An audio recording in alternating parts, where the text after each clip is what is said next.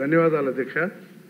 ముందుగా ఈ హౌస్లో అడుగుపెట్టే అవకాశం కల్పించిన ఉప ముఖ్యమంత్రులు శ్రీ గౌరవ పవన్ కళ్యాణ్ గారికి, అలాగే ముఖ్యమంత్రి వర్యులు శ్రీ నారా చంద్రబాబు నాయుడు గారికి, అలాగే లోకేష్ గారికి ప్రత్యేకమైన ధన్యవాదాలు తెలియజేస్తూ, నియోజకవర్గ ప్రజలకు కూడా ప్రత్యేకమైన ధన్యవాదాలు అధ్యక్ష.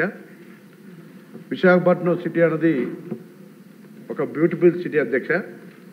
గత ప్రభుత్వం ఈ సిటీని పూర్తిగా నిర్లక్ష్యం చేస్తూ ముఖ్యంగా రోడ్లు, యూజీడీ వ్యవస్థని సర్వనాశనం చేశారు అధ్యక్ష. వీటన్నిటి దృష్టిలో పెట్టుకొని ఇవాళ మంత్రి గారికి అడగడం జరుగుతూ ఉంది.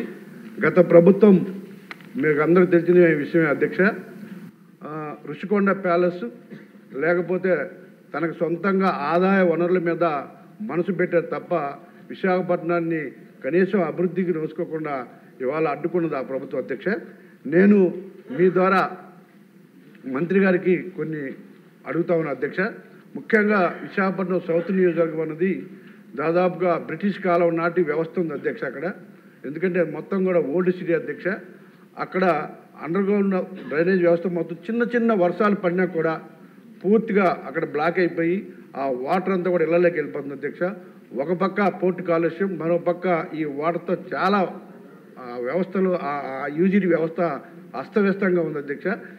నేను అడుగుతా ఉన్న అధ్యక్ష మంత్రి గారికి మీ ద్వారా, ఎన్ని ఎస్టీపీలు ఉన్నాయి ప్రజెంట్ ఇవాళ విశాఖపట్నంలో, వాటిని మెయింటెనెన్స్ ఆపరేషన్ జరుగుతుందా? ఆ ఎస్టీపీలు సామర్థ్యం ఇప్పుడు వస్తున్నటువంటి మురికి నీరుకి సరిపోతుందా?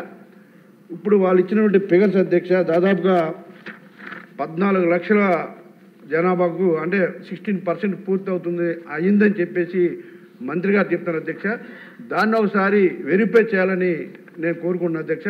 అలాగే ఇది ఎన్ని రోజుల్లో కంప్లీట్ చేస్తాం అన్నది చాలా ముఖ్యమైన ప్రశ్న అధ్యక్ష.